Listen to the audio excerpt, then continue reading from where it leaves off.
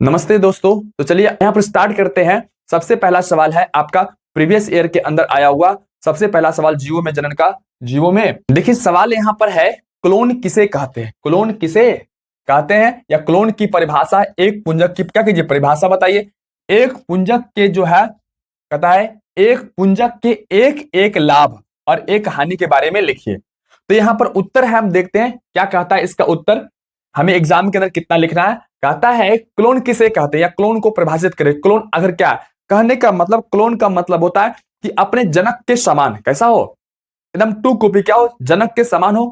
कैसा हो? जनक के समान। ध्यान दीजिए, जनक के समान। तो कैसा? सिर्फ आकार से या बाहरी रूप से भी, बाहरी रूप से या आंतरिक रूप से भी? तो नहीं, क्लोन का मतलब होता है कि बाहरी रूप से तो समान हो, जनक के समान यानी माता पिता के समान, लेकिन अनुवांशिक दृष्टिकोण से भी जो है वो अपने जनक के समान ही हो।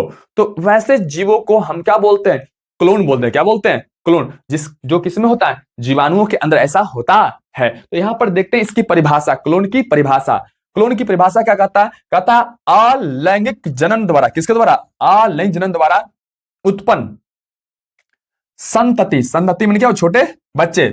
आकार की यानी बनावट, आकार। और अनुवांशिकी मतलब हो गया उसका जेनेटिक मटेरियल।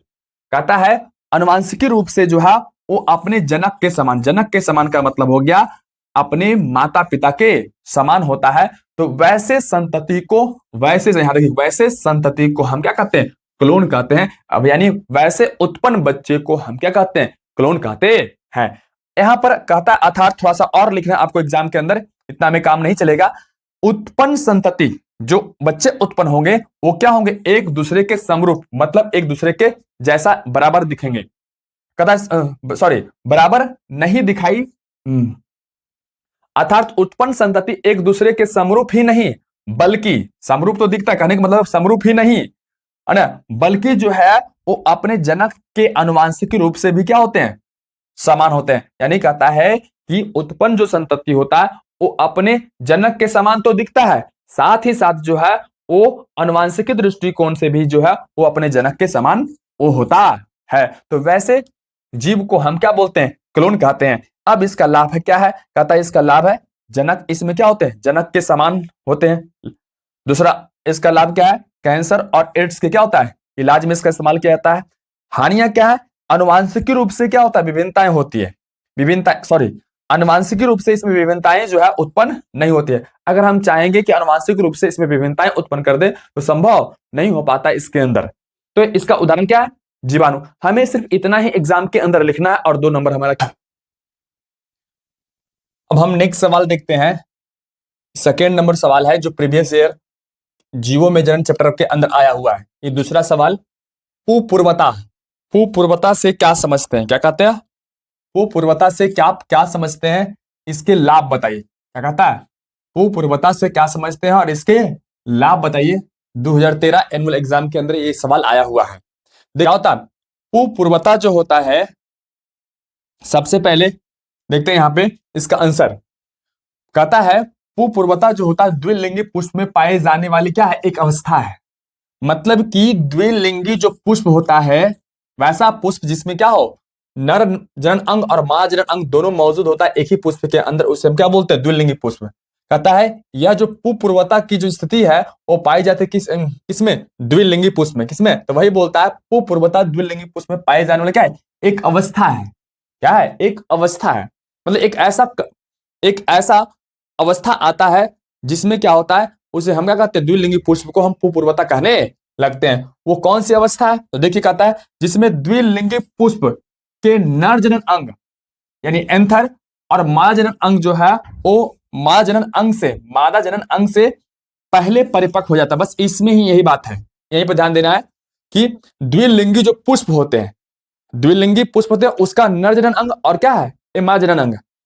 अब इन दोनों जनन अंग में से जो है वो सबसे पहले जो है वो कौन जो है?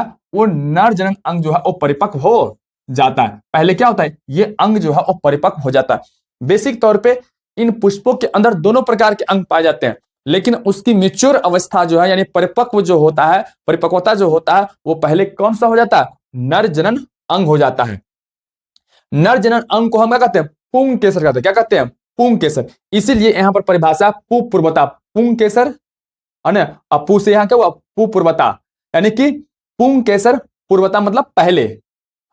तो वही यहां पर बोलता है कि पहले परिपक्व हो जाता है, अतः पुष्प की इस अवस्था को, पुष्प की क्या बोलता है, इस अवस्था को ही क्या कहते हैं, पुपूर्वता कहते हैं। कहने का मतलब है यदि द्विलिंगी पुष्प है और उस पुष्प का जो नर जनन अंग है वो पहले परिपक्व हो जाए मादा से पहले, मादा से पहले, तो पुष्प, ऐसे पुष्प को हम बोलते हैं पुपूर्वता कहते हैं। अब देखिए इसका ऐसा होने से क्या होता है, कहता द्विलिंगी पुष्प में सामान्यता क्या होते हैं, स्वपरागण, मतलब कि वैसा पुष्प जो द्विलिंगी होता है उसमें क्या होता है, जनरली जो है वो स्वपरागण होता है, लेकिन पुपूर्वता हो जाने के, लेकिन जो है वो पुपूर्वता हो जाने के कारण जो है वो क्या होता है, उसमें जो है वो परपरागण हो पाता है।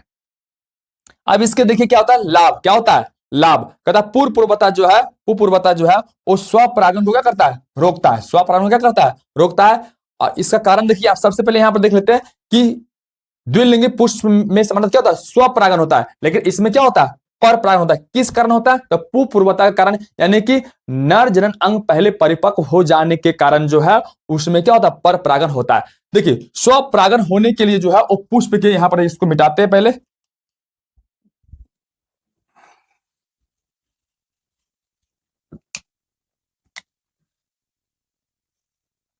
ये पुष्प का जो है, यह पुष्प का मादा जनन अंग है, और ये क्या है, ये जो है वो एक नर जनन अंग है।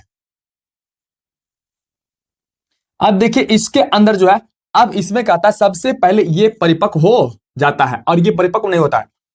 परिपक्व का मतलब है कि इसके अंदर नर युग्मक और मादा युग्मक का बन जाना। अब क्या होता है, इसके अंदर नर युग्मक बन गया, लेकिन यहां पर क्या होगा, जब यहां से परागकण निकलकर यहां पर जाएगा तो इसे हम बोलते हैं पर श्वास, क्या कहते हैं, स्वपरागण, क्या कहते हैं, स्वपरागण कहते हैं। लेकिन यहां पर कहता है इसमें जो है वो नर मादा युग्मक क्या हुआ, बना ही नहीं, इसके अंदर क्या हुआ, मादा युग्मक बना ही नहीं है। अभी इसके अंदर मादा युग्मक कह सकते हैं ऐसा कि मेच्योर नहीं हुआ है, लेकिन इसके अंदर मादा नर युग्मक जो है वो मेच्योर यानी कि परिपक्व हो गया है। तो यहां से परागकण जो है वो निकलकर यहां पर चला भी जाएगा तो जो है वो स्वपरागण क्रिया नहीं हो पाएगी। ऐसी स्थिति में क्या होता है, उसी पौधे के या किसी दूसरे फूल के जो है वो मादा जनन अंग, मादा जनन अंग जो परिपक्व हो चुका है उसके पुष्प पर जो है यहां से परागकण निकल के क्या होता हो जाता है। तो वैसे कंडीशन को हम बोलते हैं परपरागण। इसलिए कहता है कि द्विलिंगी पुष्प में क्या होता है, सामान्यतः स्वपरागण होते हैं, लेकिन कहता है पुपूर्वता के कारण जो है उसके अंदर क्या होता है, परपरागण हो जाता है। कहता है इसके लाभ जो है यहां पर इस तरह से यहां पर दिया गया है। कहता है इसका लाभ जो है पुपूर्वता जो है स्वपरागण को क्या करता है, रोकता है। पुपूर्वता जो है स्वपरागण को रोकता है। कैसे, क्योंकि देखिए यहां से क्या होता है कि परागकण यहां से निकल कर यहां जाएगा, लेकिन ये परिपक्व है ही नहीं, यानी कि हो सकता नहीं है, जिससे उसमें जो है वो परपरागण होता है। तो इस प्रकार से इतना हमें क्या करना है, एग्जाम के अंदर लिखना है।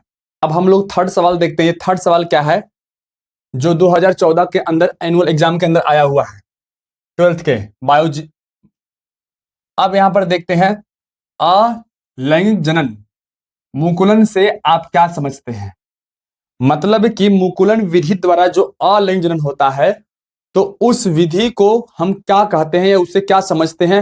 अलैंगिक जनन के मुकुलन विधि को आप क्या समझते, उससे आप क्या समझते हैं, इसके बारे में सवाल कहता है सोदाहरण लिखिए। क्या कहता है, सोदाहरण जो है वो लिखिए, यानी उदाहरण के साथ जो आपको लिखना है।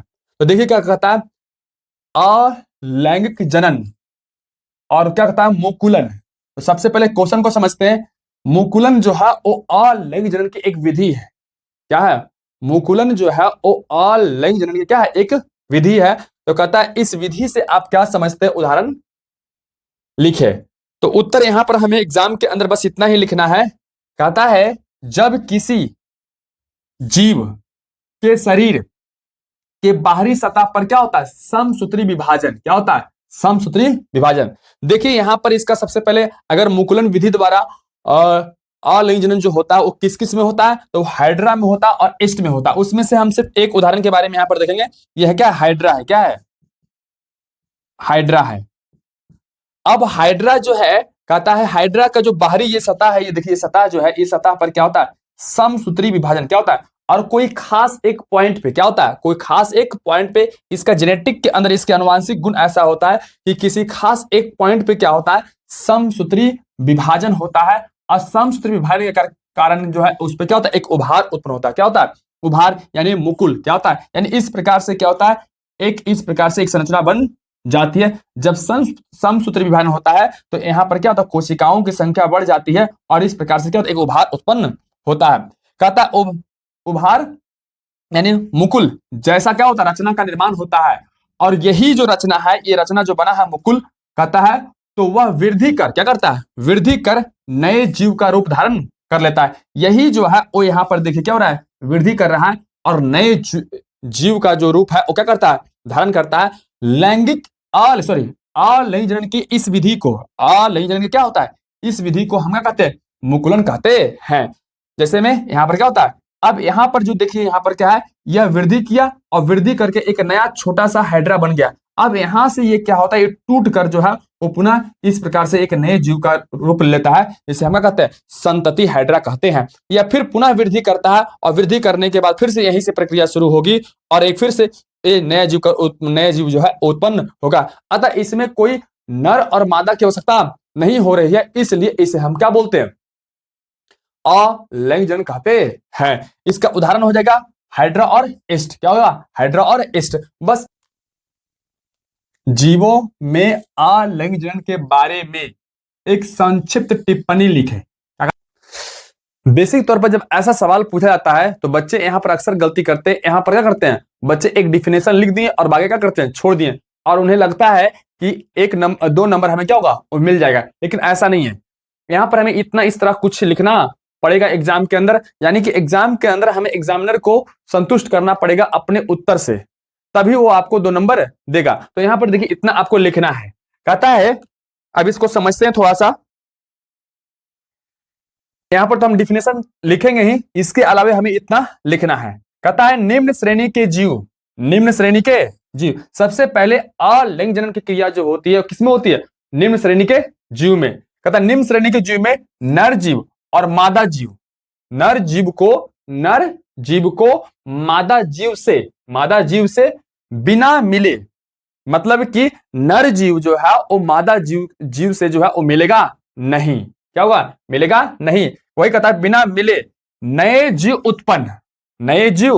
उत्पन्न होना अलैंगिक जनन कहलाता है। मतलब कि इसमें नर जो जीव है वो मादा जीव से नहीं मिलेगा और नए जीव की उत्पत्ति हो जाएगी। तो जनन की ऐसी विधि को या फिर ऐसे जनन को हम क्या बोलते हैं, अलैंगिक जनन कहते हैं। यहां पर देखिए क्या आता है, जैसे मनुष्य के अंदर या जानवरों के अंदर कैसे जनरली क्या होता है कि उसमें नर जीव और मादा जीव क्या होते हैं, आपस में संयोग करते हैं और उसके युग्मक आपस में मिलते हैं। लेकिन यहां पर ऐसा कुछ होता नहीं है। देखिए कहता है आगे यहाँ पे, कहता है इस प्रकार के जनन में क्या होता है, युग्मक का निर्माण नहीं होता है। जब आपस में मिलेगा ही नहीं है ना, तो यहां पर युग्मक का क्या होगा, निर्माण नहीं होता। ऐसे मिलने से इसका कोई संबंध नहीं है। जनरली इसके अंदर क्या होता है, युग्मक का निर्माण नहीं होता है और इसीलिए वो दोनों को आपस में मिलने की कोई प्रक्रिया होती नहीं, क्योंकि मिलने से क्या होता है, युग्मक जो है एक बॉडी से निकल दूसरे बॉडी में क्या होता है, एक्सचेंज होता है। सॉरी, एक बॉडी से निकलकर जो है वो दूसरे बॉडी में क्या होता है, वो जाता है। लेकिन यहाँ पर युग्मक का ऐसा कोई रोल है ही नहीं और ना ही इसके अंदर क्या होता है, बनता है।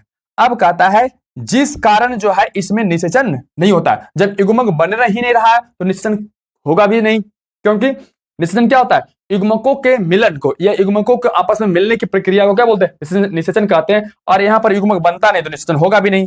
कहता है यह जनन निम्न श्रेणी के पौधे और जीव में होता है। कुछ पौधे हैं जिसमें होता है, कुछ जीव है उसके अंदर यह अलैंगिक जनन की क्रिया जो है होती है। कहता है इसमें जनन एकल जीव कोशिका से होता है। एकल जीव कोशिका का मतलब कि एक कोश के प्राणी, एकल जीव कोशिका मतलब क्या हुआ, एक कोश के प्राणी से ही होता है। मतलब उस एक कोश के प्राणी जो है वो समसूत्री विभाजन कर या साधारण विभाजन प्रक्रिया के द्वारा जो है वो नए जीव की उत्पत्ति करता है। कहता है इसे हम क्या कहते हैं, असंग जनन कह भी कहते हैं। क्या बोलते हैं, असंग जनन। देखिए क्या आता है यहाँ पर, अलैंगिक जनन को क्या बोलते हैं, असंग जनन। मतलब कि जिस आ मने नहीं, संग बने मिलन है ना, आपस में अजनन, मतलब कि वैसा जनन जिसमें क्या हो, आपस में कोई मिले नहीं, तो वैसे जनन को हम क्या बोलते हैं, अलैंगिक जनन कहते हैं। तो हम बस हमें इतना ही लिखना है, क्योंकि यहां पर सवाल कर रहा है जीवों में अलिंग जनन के बारे में एक संक्षिप्त टिप्पणी लिखे। 5 नंबर मध चक्र क्या है? मध चक्र। मध चक्र और ऋतुस्राव चक्र के बारे में स्पष्ट कीजिए। ये 2 नंबर का सवाल जो है आया हुआ बोर्ड एग्जाम के अंदर है। कहता है मध चक्र और ऋतुस्राव चक्र के अंदर, मध चक्र और ऋतुस्राव चक्र के बारे में आप स्पष्ट कीजिए, इसके बारे में यहाँ पे कह रहा है।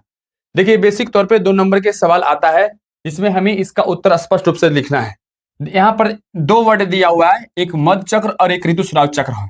सबसे पहले इसके बारे में थोड़ा सा जान लेते हैं, ये मध चक्र और ऋतुस्राव चक्र किन किन जीवों में होता है। एक ऐसे जीव होते हैं जो होते हैं गैर प्राइमेट। क्या होता है? गैर प्राइमेट स्तनधारी। देखिए क्या होता है? गैर प्राइमेट स्तनधारी, गैर प्राइमेट स्तनधारी, जिसके अंदर जो है वो मध चक्र होता है। इस तरह से ऑब्जेक्टिव सवाल भी आ सकता है। दूसरा जो है एक होता है ऋतुस्राव चक्र, जो है वो क्या होता है? वो प्राइमेट स्तनधारी। क्या होता है? प्राइमेट स्तनधारी में ये दोनों प्राइमेट स्तनधारी के अंदर ये क्या होता है? पाया जाता है। तो प्राइमेट स्तनधारी के अंदर ऋतुस्राव होता है और गैर प्राइमेट स्तनधारी के अंदर क्या होता है? मध चक्र होता है। अब इन दोनों चक्र के बारे में जो है वो स्पष्ट करना है, हमें कुछ लिखना है। तो हम एग्जाम के अंदर क्या लिखेंगे? तो कहता है मध चक्र क्या है? मध चक्र गैर प्राइमेट स्तनधारी में एक निश्चित अवधि, क्या होता है? एक निश्चित अवधि मतलब एक निश्चित समय के बाद जो है वो निश्चित समय के बाद उसके शरीर में उत्पन्न हार्मोन के कारण जो है अंडाशय के ग्राफियन फॉलिकल में अंडाणु का निर्माण होता है। होता क्या है? गैर प्राइमेट स्तनधारी, इसका मतलब गाय, भेड़, ये सभी जो प्राणी है वो कहलाता है गैर प्राइमेट। तो ये गैर प्राइमेट जो प्राणी होते हैं उसका एक निश्चित समय आता है, जब है ना, उसका एक निश्चित उम्र का जब प्राणी हो जाता है तब क्या होता है, क्या उसके अंदर जो है उसके शरीर के अंदर एक हार्मोन उत्पन्न होते हैं। क्या होते हैं? हार्मोन उत्पन्न होते हैं। और वो हार्मोन क्या करता है? उसके अंडाशय के जो ग्राफियन फॉलिकल होता है, ये ग्राफियन फॉलिकल के बारे में आप दूसरा वीडियो जो है उसमें आप देख सकते हैं, जिसके अंदर ग्राफियन फॉलिकल का निर्माण कैसे होता है। यहाँ पर उतना स्पष्ट रूप से बताना संभव नहीं है। ये ग्राफियन फॉलिकल जो है वो अंडाशय में बेसिक तौर पर डेवलपमेंट होता है। तो ग्राफियन फॉलिकल में अंडाणु, उसका जो जेनेटिक मटेरियल है, अंडाणु का निर्माण होता है। साथ ही क्या होता है? शरीर में गर्मी के लक्षण उत्पन्न होते हैं। किसके अंदर? गैर प्राइमेट स्तनधारी के अंदर। तो कहता है इस अवस्था को हम क्या बोलते हैं? मध चक्र कहते हैं। क्या कहते हैं? मध चक्र कहते हैं। तब जब इस मध चक्र की अवस्था में जब प्राणी आ जाता है गैर प्राइमेट स्तनधारी, तब उसे हम सीमिन कृत्रिम गर्भधान द्वारा या कृत्रिम तरीके से कृत्रिम गर्भधान बोल सकते हैं, या फिर नेचुरल तरीके से जो है इसमें गर्भधान की प्रक्रिया क्या होती है? पूरी होती है। यानी इस चक्र के बाद ही संभव जो है ये प्राणी जो है वो बच्चे के लिए, बच्चे को प्लानिंग करने के लिए या बच्चे उत्पन्न करने के लिए जो प्रोसेस होता है वो कर सकता है। तो यहाँ पर इस तरह से ये चीजें होती है। अब हम नेक्स्ट देखते हैं ऋतुस्राव चक्र। ये ऋतुस्राव चक्र बेसिक तौर पे मानव और कुछ अन्य प्राणी जो है उसके अंदर ये होता है। देखिए यहाँ पे क्या कहता है, ऋतुस्राव चक्र जो होता है वो प्राइमेट स्तनधारी में, जैसे मानव और चिंपैंजी जो बंदर होता है उसके अंदर एक निश्चित अवधि, क्या होता है? उसके अंदर भी एक निश्चित अवधि के बाद जो है एंड्रोजन और प्रोजेस्टेरॉन हार्मोन की क्या होती है? कमी होती है। क्या होती है? और जब कमी होती है उसके शरीर में तो क्या होता है कि गर्भाशय की भित्ति, देखिए क्या होता है, यहां पर ध्यान दीजिएगा, गर्भाशय की भित्ति जो है वो टूटने लगती है। जब प्राइमेट स्तनधारी जो एक निश्चित अवधि यानी कि 13 वर्ष का उम्र का हो जाता है, तब उसके शरीर में अचानक, क्योंकि हार्मोन का संबंध जो है वो टाइम से है ना, जब एक निश्चित समय के बाद लड़कियां क्या हो जाती है, उसका शरीर जो है वो 13 वर्ष का उम्र हो जाता है, तब जो है उसके शरीर में क्या होता है? एक हार्मोन, क्या होता है? एक हार्मोन खुद से वो बनता है जिसका नाम है क्या? एंड्रोजन और प्रोजेस्टेरॉन। ये दोनों हार्मोन जो बन रहा होता है उसके अंदर क्या होता है? कमी होती है। क्या होती है? कमी होती है। और कमी होने से जो है वो गर्भाशय की भित्ति क्या होती है? गर्भाशय की भित्ति जो है वो टूटना प्रारंभ करता है। और जब टूटना प्रारंभ करता है तो गर्भाशय की जो सबसे आंतरिक लेयर है जिसको बोलते हैं कॉपर्स ल्यूटियम, क्या बोलते हैं? कॉपर्स ल्यूटियम, ये समाप्त होने लगती है। कॉर्पस्कुलेटम क्या होता है, समाप्त होने लगता है, टूटने लगता है। कहता है फलस्वरूप यानी उसके बाद जो है वो रक्त का स्राव योनि से योनि से क्या है होने लगता है, जिसे हम क्या कहते हैं, ऋतुस्राव चक्र कहते हैं। तो इस प्रकार से हमें इतना क्या करना है, एग्जाम के अंदर लिखना है। देखिए यहां पर सबसे पहला जो अंतर होगा अलैंगिक जनन में, तो अलैंगिक जनन में कहता है इस जनन में जो है युग्मक भाग नहीं लेते हैं। अलैंगिक जनन के जो प्राणी होते हैं उसमें युग्मक का निर्माण होता ही नहीं है, तो इसलिए कहता है इस जनन में युग्मक भाग नहीं लेते हैं। लैंगिक जनन में क्या होता है, इस जनन में युग्मक क्या होता है, युग्मक जो है वो भाग लेते हैं, यानी इसके अंदर जो भी प्राणी जो है वो जनन करता है, जैसे मानव हो गया, जीव जंतु हो गया, उसके अंदर जो है युग्मक का निर्माण होता है, जिसे हम शुक्राणु के नाम से और अंडाणु के नाम से जानते हैं। तो युग्मक का निर्माण होता है, तो यही वही कहता है कि इसमें जो है युग्मक भाग लेता है।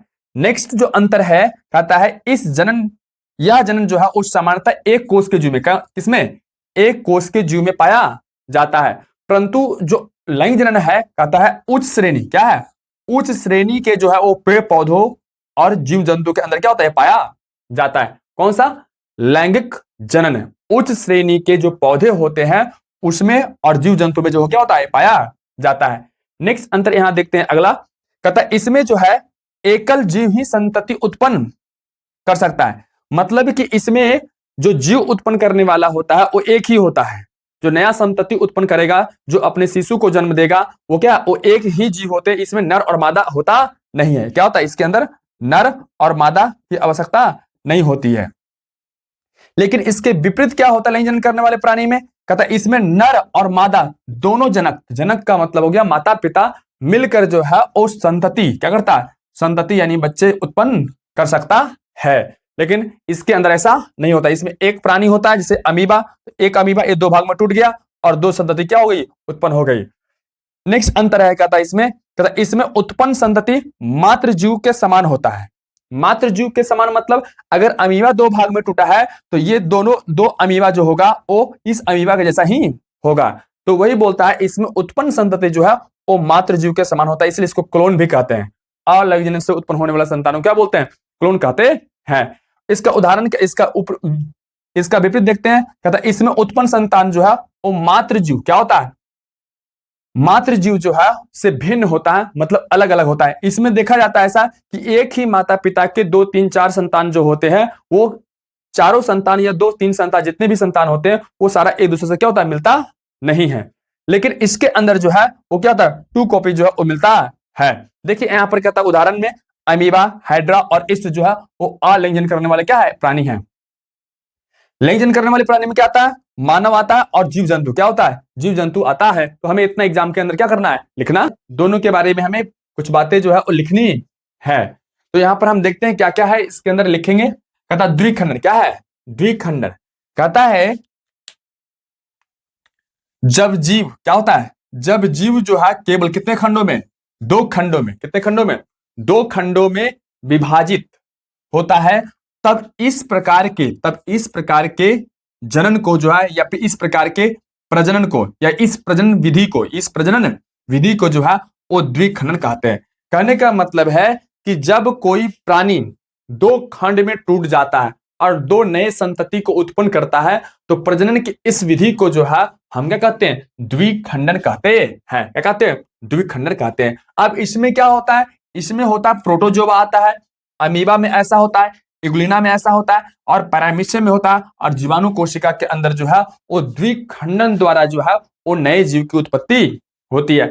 अब यहां पर देखिए बहुखंडन, क्या है, बहुखंडन, तो शब्द से पता चलता है बहुखंडन यानी दो से अधिक, है ना।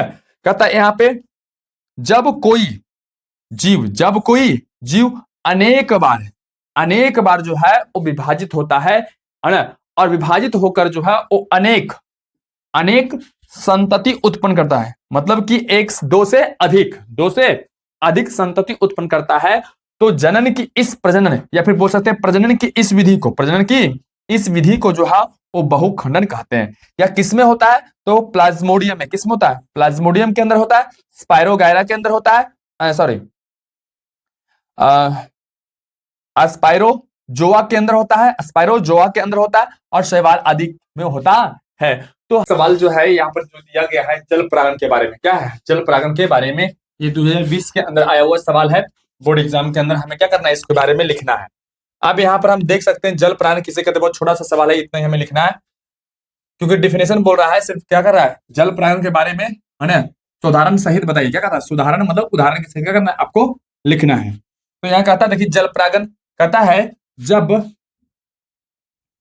प्राग कणों का, किसका, जब प्राग कणों का जो है वो स्थानांतरण, स्थानांतरण का मतलब एक स्थान से दूसरे स्थान जाना, कहता है जल के द्वारा, किसके द्वारा होता है, अगर जल के द्वारा होता है तो उसे क्या कहते हैं, जल परागण कहते हैं, क्या कहते हैं, जल परागण कहते हैं। इसमें क्या होता है, उदाहरण में क्या लिख सकते हैं, तो हाइड्रिला क्या हो सकता है, हाइड्रिला और वेलिसनेरिया क्या हो सकता है, वेलिसनेरिया। इन दो पादपों के अंदर और भी बहुत सारे पादप है जिनके अंदर क्या होता है, जल परागण होता है। अगर इस यहाँ पर कलिका, कलिका को हमें परिभाषित करना, क्या करना है, कलिका को हमें परिभाषित करना है। तो कलिका क्या होता है, कहता है यह जो है अल्प विकसित परोह है, क्या है, अल्प विकसित परोह है। ये अल्प विकसित परोह क्या होता है, तो यह अल्प विकसित जो परोह होता है वो देखिए यहाँ क्या कहता है, जो पत्ती के अक्ष पर, पत्ती के अक्ष पर तने के अंतिम छोर पर, पत्ती के अक्ष पर और तने के अंतिम छोर पर पाए जाते हैं। इस कलिका को समझने के लिए हमें जो है यहाँ पर इस पत्ती के अक्ष पर और तने के अंतिम छोर पर हमें ध्यान देना है। देखिए मान लिया कि ये क्या है, एक पौधे का तना है और ये इसका पत्ती है, और पत्ती पर आप पाए होंगे कि यहाँ पर इस प्रकार से कुछ क्या होता है, एक संरचना बहुत छोटा सा बारीक सा होता है, और ये इसका शीर्ष है, क्या है, शीर्ष है, जो नए तने, नए पत्ते और तने के निर्माण करने के लिए क्या होता है, आवश्यक होता है। तो ये वाला पार्ट क्या हो गया, पत्ती के अक्ष पर, और ये वाला पार्ट जो हो गया वो तने के अंतिम छोर पर पाए जाते हैं। क्या, जो यहाँ पर पाया जाता है उसी को हम बोलते हैं कलिका, क्या बोलते हैं, कलिका। और वो कैसा होता है कलिका, तो वो होता कैसा, अल्प विकसित होता है, कैसा होता है, अल्प विकसित परोह होता है, कैसा होता है, अल्प विकसित परोह होता है। तो इस प्रकार से हम कह सकते हैं कि कलिका किसे कहते हैं, तो कहता है यह अल्प विकसित परोह होता है, कैसा होता है, अल्प विकसित परोह होता है, जो पत्ती के अक्ष पर अथवा तने के अंतिम छोर पर पाए जाते हैं, उसे हम क्या कहते हैं, कलिका कहते हैं। यह कलिका जो है वो बाद में क्या होता है, विकसित होता है, क्या होता है, कलिका जो है वो विकसित होकर जो है वो किसका, पुष्प का रूप लेता है, तने का रूप लेता है, और पत्ती का क्या करता है, ये रूप को क्या करता है, ग्रहण करता है। आप देखते होंगे यहाँ से क्या होता है, एक और तना निकल जाता है, और ये क्या होता है, और आगे वृद्धि करता है। तो इसे इसे ही हम कहते हैं, कलिका कहते हैं। अब हम नेक्स्ट देखते हैं, इसके अंदर जो है पत्र प्राक कलिका, पत्र प्राक कलिका ये क्या है, ये इसी का ही एक दूसरा भाग है। कहता कुछ पौधों में, क्या बोलता है, कुछ पौधों में कलिकाएं, क्या, कलिकाएं जो है वो समूह में व्यवस्थित होकर, क्या होकर, समूह में जो है वो व्यवस्थित हो जाता है।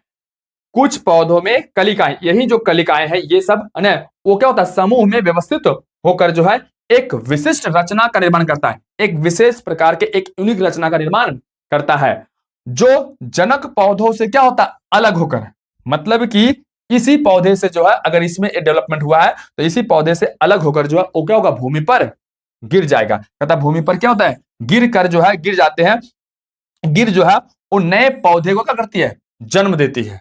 जब वो गिर जाता है तो गिरने के बाद क्या होता है, नए पौधे का रूप क्या होता है, वो ले लेता है, जिसे हम क्या कहते हैं, पत्र प्राक कलिका, क्या बोलते हैं, पत्र प्राक कलिका कहते हैं। यह किसमें होता है, तो बेसिक तौर पे ये क्या होता है, ब्रायोफिलम के अंदर होता है। ब्रायोफिलम क्या होता है, जिसे हम पथलचट्टा के नाम से भी क्या करते हैं, जानते हैं। ये क्या होता है, इस प्रकार से एक पौधे के पत्ते होते हैं, और इस पौधे के इस पत्ते पर जो है एक विशेष संरचना बनती है, क्या होती है, यही कलिकाएं जो होती है, इस पर डेवलपमेंट होता है ना, कहता एक विशेष रचना का क्या होता है, निर्माण होता है। यानी कलिकाएं जो आपस में सामूहिक रूप से व्यवस्थित होता है, क्या होता है, समूह में व्यवस्थित होता है, क्या होता है, समूह में व्यवस्थित होकर जो है एक विशेष रचना का निर्माण करता है, कहां पर, यहाँ पर। और कुछ समय के बाद क्या होता है, ये अलग हो जाता है, क्या होता है, यहाँ से ये अलग हो गया, और भूमि पर गिरने के बाद फिर क्या होता है, ये नए पौधे का रूप ले लेता है। इसी प्रकार से देखते हैं प्याज के अंदर क्या होता है, प्याज के अंदर अगर मान लिए कि प्याज को आप जमीन के अंदर गिरा दिए तो क्या होता है, उसके जड़ के पास इस प्रकार से जो होता है गांठ जैसा, वो गांठ जो है पुनः जो है वो नए पौधे का रूप ले लेता है।